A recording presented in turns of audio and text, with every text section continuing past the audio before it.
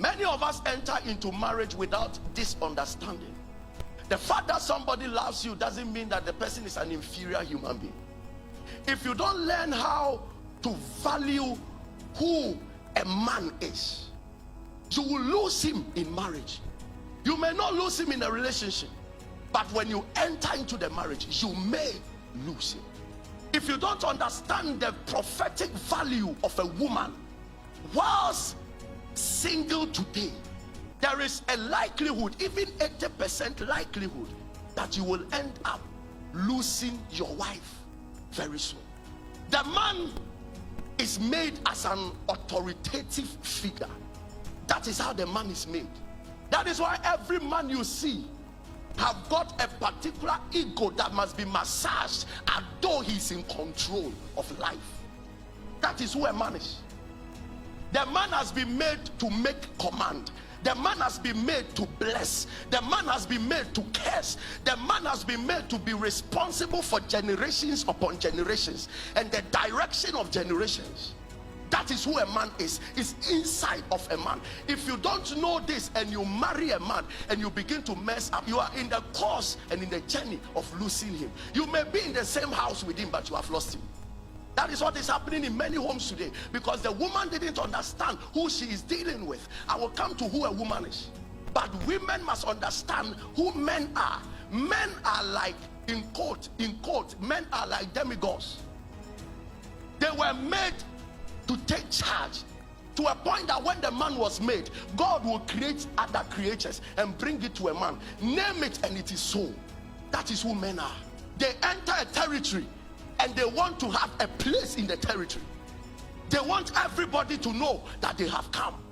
And when a man is dealing with a woman, she wants the woman to know that you are not different from me. You are not my slave, but I am a head. In a way, I carry a certain authority. And the woman must understand that every man that I meet is crying from the innermost part of his being, is crying for that response, that acknowledgement that I am in authority. And if you stand before a man and tell him, Kwasia, you don't know what you have done to his soul.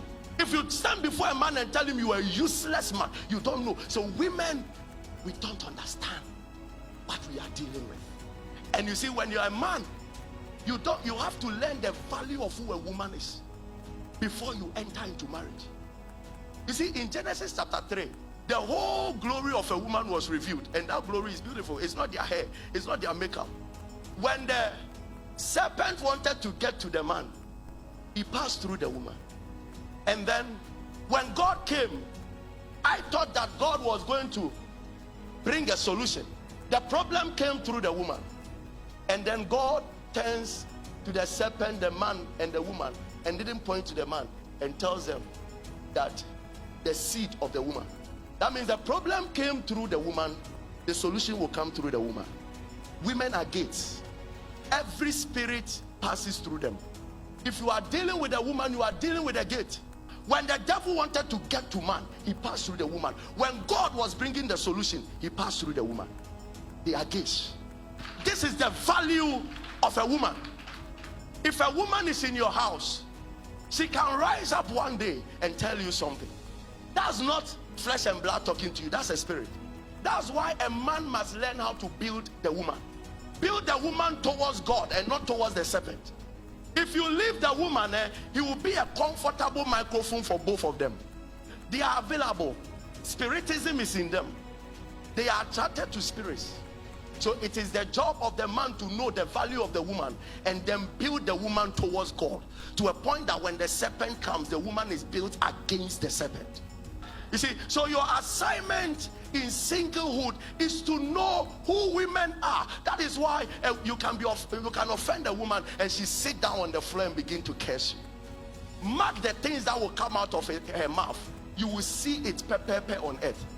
Men behave like gods, but a woman can invite a higher God over your destiny.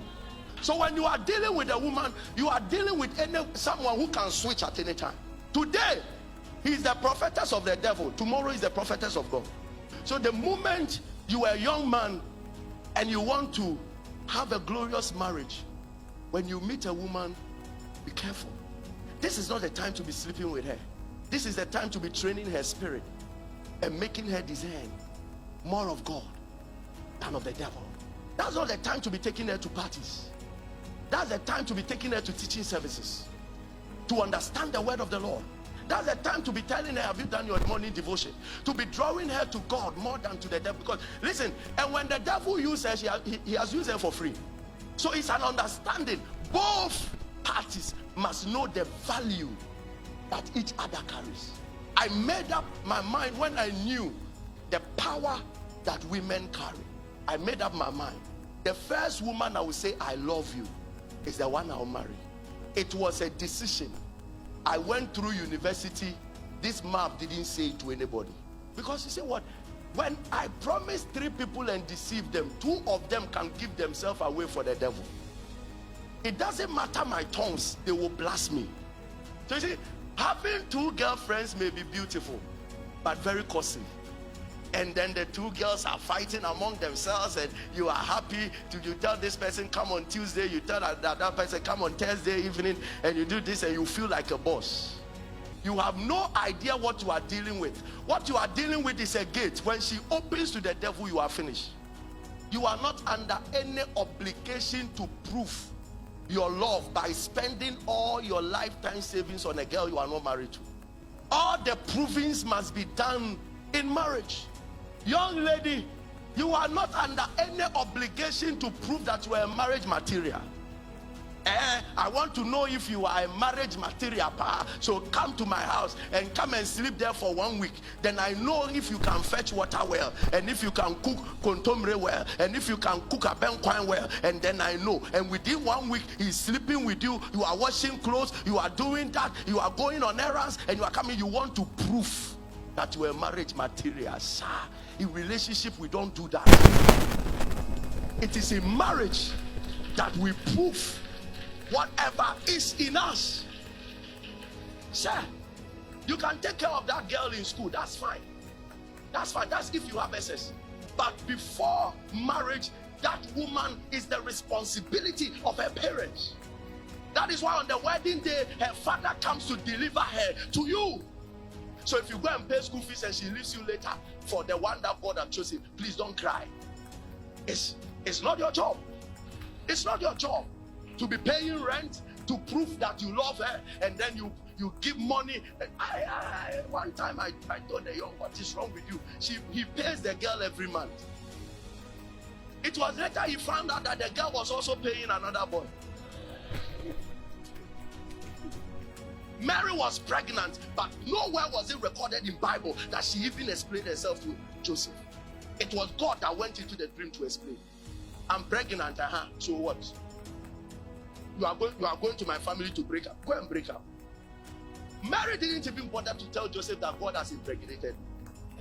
If it is only sex you are looking for, so you marry me to let me know that you love me. Let me just give it to you.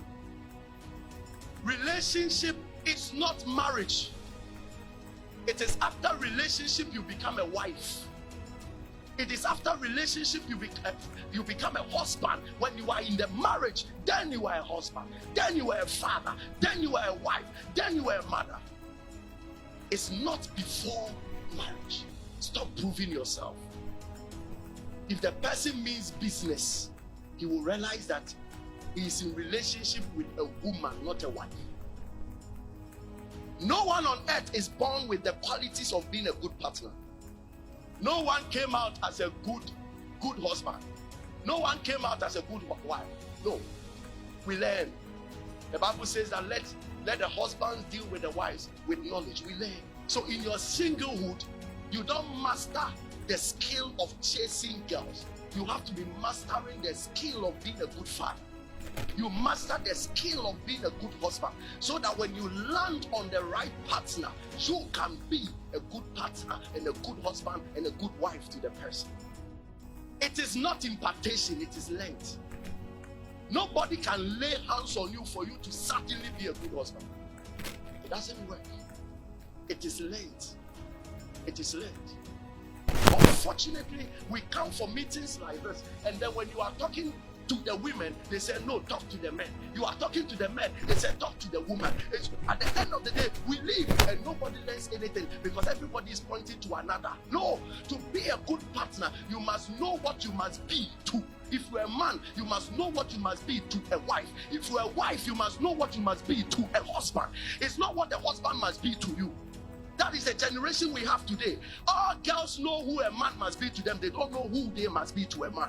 And the men also know who a woman must be to them, but they don't know who they must be to a woman. So to save your marriage, you keep on incubating into your spirit the things that you need to know concerning a woman. And you see, you go into marriage these days and you realize that the man knows everything the woman must be, but doesn't know who he must be. So when you are going into marriage, they tell you, if you're a woman, the family calls you, this is what he must do for you, this is what a good man must do for you, but they never tell you what you must do. A very corrupt generation. No one is delayed in marriage. No human being sets the time for marriage, because the timing of marriage is not set by a man, it's not set by the society, it's not set by them, it's set by the Holy Spirit, according to the destiny that the Lord has given you. If I meet 60-year person who is not married, I'm not worried, because the timer is in the hands of God. If I meet 50 years, I'm not worried. So you see, don't rush into marriage because the society is timing you. No, because of that, people have married monsters just to please a family, just to please friends, just to please society. They just jumped into something before turning back to know they didn't analyze what the decision they made. Wow, what if you hear that? Obi Warren, Obino, that Obi can be upon you. Don't let anybody give you pressure on it. Marriage is not a joke. Omo be now sorry, and Opa me can't say go and marry. Do you think it's a joke? Sometimes what people refer to as marriage is wedding. Wedding is a day's event. Marriage is a lifetime event. And sometimes the people telling you to marry is a mistake. They are rather saying go and find a wedding to do, so that I can ask of your colors and wear it and come. And they don't care who you are going to sleep on the same bed with. They don't care. The next thing is that beware of the unforgiving and revengeful partner. You see, marriage is a game of love and offenses. Today, everything about me tells you that I love you. Tomorrow, I'm in a swing mood, and everything about me tells you, the interpretation to you is that I'm not a good man, I hate you. So you see, one of the most important things, and I believe that the most important thing you need to enter into marriage with is the heart of forgiveness. It is. So whilst a single, you have to be deliberate in building your spirit to learn how to forgive quickly. If you find it difficult to forgive, marriage is not for you. Stay back, give yourself some time, and keep building yourself up to a point that you can stand, and then learn how to forgive people as you should. It's forgivable not to go into marriage with a television, a bed,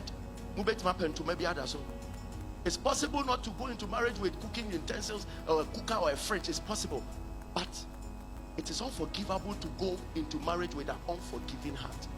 You need a forgiving heart before a television. I went to a wedding, we are done, and the following day I received a call from a man. He said, Papa, as I'm talking to you now, I am somewhere at the corner. He said, this marriage no go work. I said, what is it? He said, the way the woman has insulted me last night, the wedding day. He said, the way she has insulted me, Papa, I tell you, this marriage will not work. He said, Papa, don't talk. Even if God comes and tell me I should stay in this marriage, I know God hates me. This marriage will not work. But you see, before they came, I told them, I sense you give yourself time.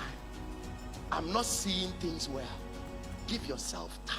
Oh, Papa, the lady is in abroad and she has come and she has to go back and all that. So I called the family. I told them that I feel this marriage is in a rush. Take your time. They didn't mind me. Wedding night. Yeah, fire no more. No one will say fire. We will say me this marriage I not going to enter. You see, as we are talking now, they are separated. So some of these things we are talking about, it's a serious matter. Take your time and build forgiveness. Build a heart. And sometimes tell yourself, my partner doesn't know what he's doing. He or she will come to understanding very soon. If you don't have that heart, you will lose your marriage. Some of us are quick-tempered and we are doing nothing about it. You must tolerate me. This is who I am. Listen, nobody will tolerate you. Change. Build a good spirit around you. Build a sweet spirit around you. When we expect you to frown, smile. When we expect you to blast out, just smile. It's well. It's well. But what you see, you were doing that in the house and you were being applauded. Most of the things you'll be applauded by your friends. Your partner will not applaud you. Most of the things that you will do at home and all your parents are saying, it doesn't work in marriage. It doesn't. Many people have lost good husbands because of this attitude. Many people have lost very good wives because of this, because they didn't want to change. There is a certain ego in them. They feel that this is who I am and everybody must accept me for who you are. No, not in marriage. Not in marriage. Not in marriage. Not in marriage. So if there is anything to learn, you learn it now. Now. Whilst you are single, intentionally build up your heart.